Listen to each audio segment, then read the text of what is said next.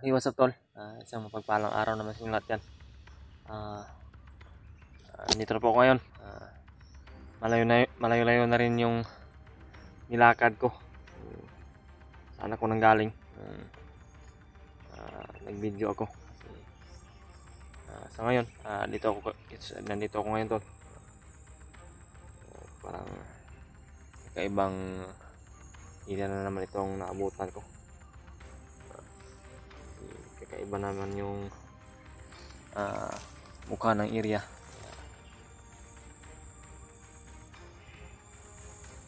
Hindi muna ako nagpatuloy na humanap ng daan na patungo palabas kasi baka hindi pa kasi ako nakasigurado. Safety ba ako kasi baka na-monitor yung video ko sa mga kalaban. Kasi nabanggit ko po na hahanap ako ng daan at nabanggit ko po na nanggaling ako sa tindahan. May mga bandido, may mga kalaban na nakamonitor. Baka alam nila yung tindahan na pinanggalingan ko ba. Kaya hindi ako muna agad-agad na bababa. Hindi ako muna agad-agad na hahanap ng daan. So, yun mga tol. Napagpasiyahan ko po na hindi ako babalik doon sa daan kung saan yung tindahan. Kasi nakasigurado po ako na monitor po nila yung video ko kasi nagkakamali ako, nabanggit ko po yung pinanggalingan ko tindahan kasi mga tol, sa gulo talaga ng isip ko masyado na akong makakalimutin po. Grabe yung mga naisip ko ba kasi talaga sabi ko nga pag mag-isa ka talagang hindi mapakali yung isipan, hindi mapakali puno ng pangamba yung isipan mo. Kasi talagang napakahirap po na mag-isa, wala kang makausap. Parang sinadya ko nga na kayo yung parang kausap ko kayo para ilabas ko yung mga dinaramdam ko, mga iniisip ko. Gumugulo sa aking isipan po. So, sa ngayon po mga tol, sabi ko malayo na rin ako doon sa pinanggalingan ko nung una.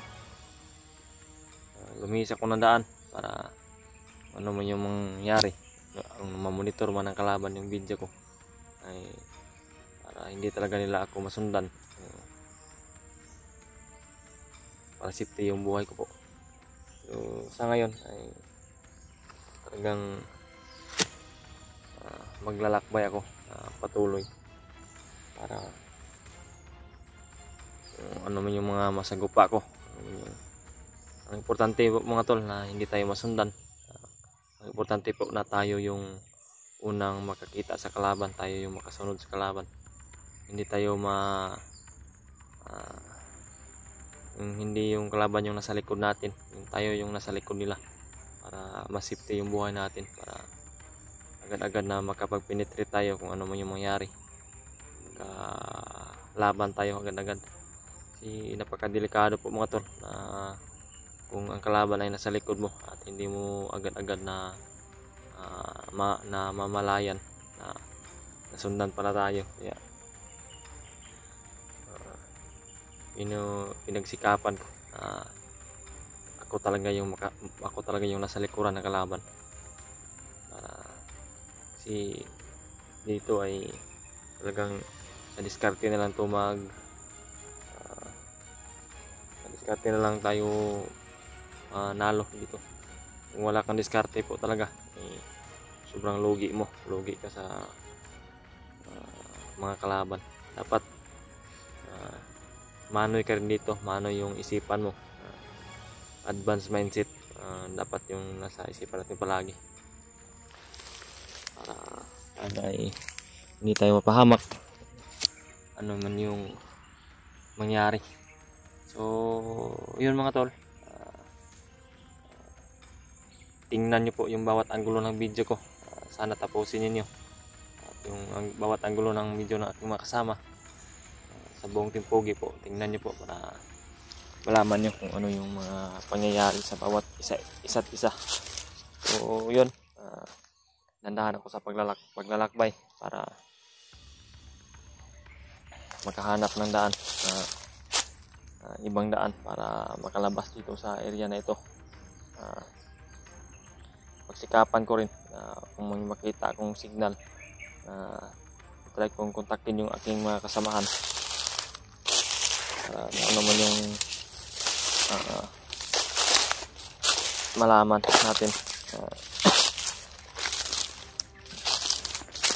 kung makontak man natin sila. Magpaalam ako ba na kung pwede, kung mauna lang ako bababa. Sana kung makontak ko talaga sila, pero kung hindi, wala na akong magawa. No choice na po ako.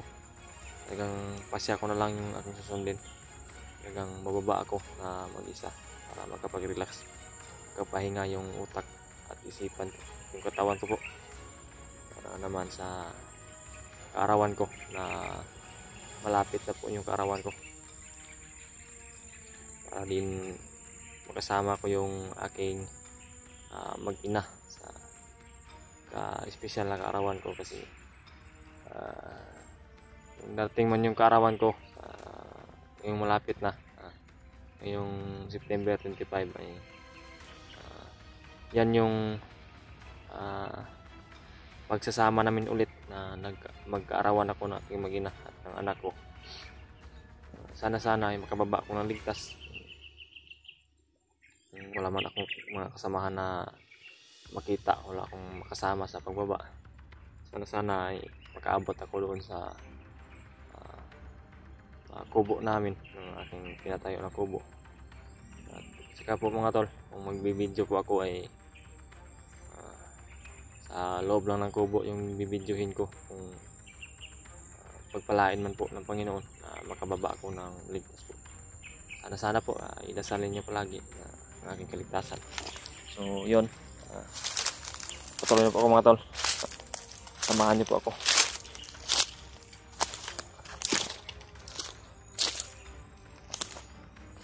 Talagang iba na itong area talaga na nadatnan ko.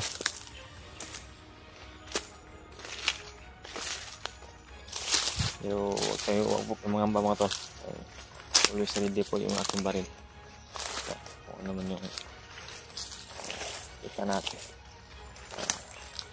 So yun mga tol, nandahan lang po ako kasi hindi ko alam kung anong nandito sa area na ito. Kasi parang ngayon lang po ako naka-apak dito.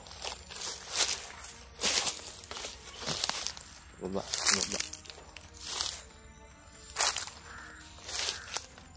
Yan yung isa sa pinaka-delikado.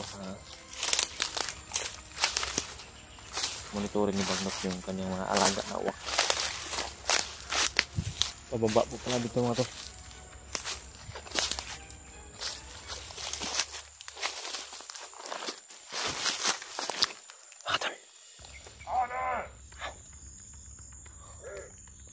Dito pala dito. Yung sabi ko na ang tama yung ginawa ko na nagdandahan ako para ano naman yung mangyari ay makaready tayo. Tatlo. Marami dito. Doon sa unahan. At sa ibaba may uwak silang kasama.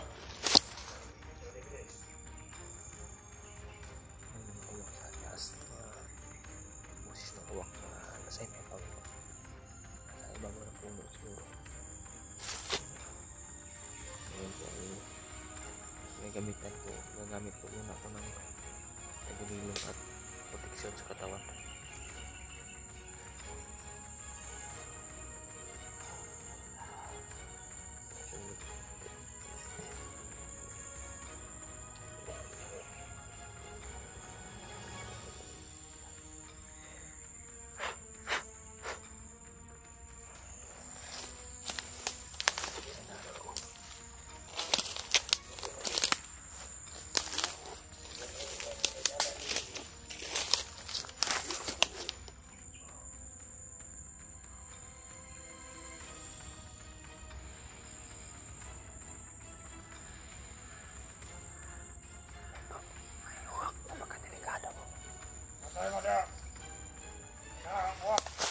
Anik Mandarlangat.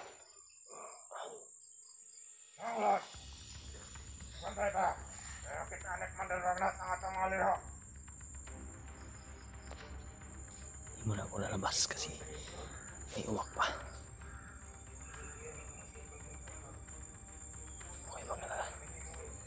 Okay, mag-alala mo daw. Hindi po ako makikita daw. Kasi nakatagulilong po ako at protection sa katawan.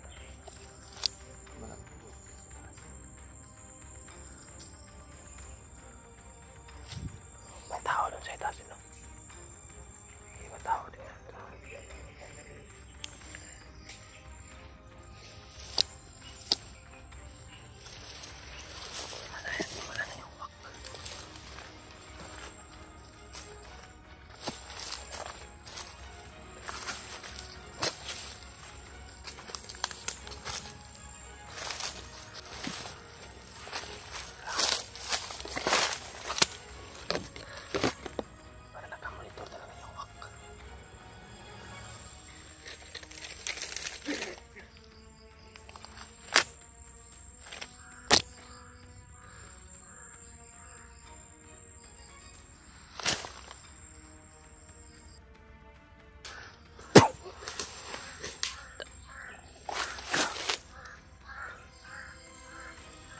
Grabe yung uwak.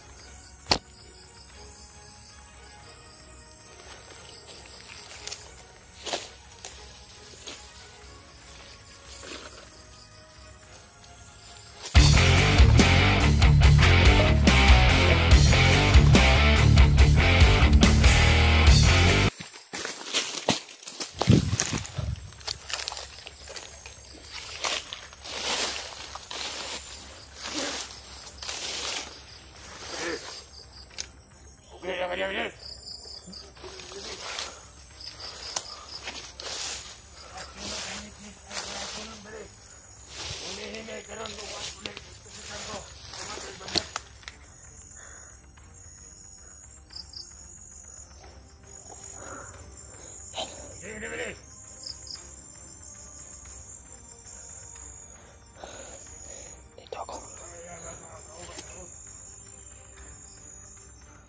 Grabe.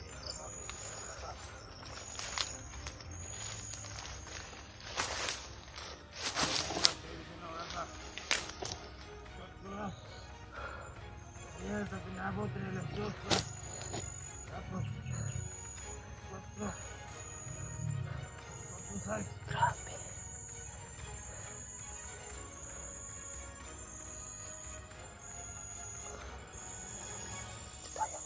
Tapalan tayo. Ini David.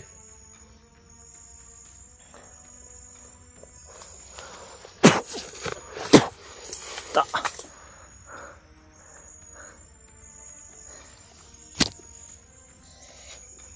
Patay ka.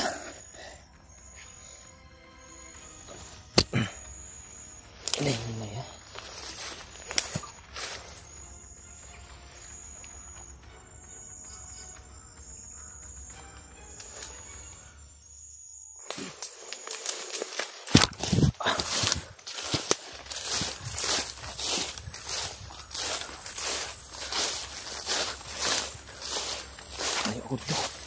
Daming uwak.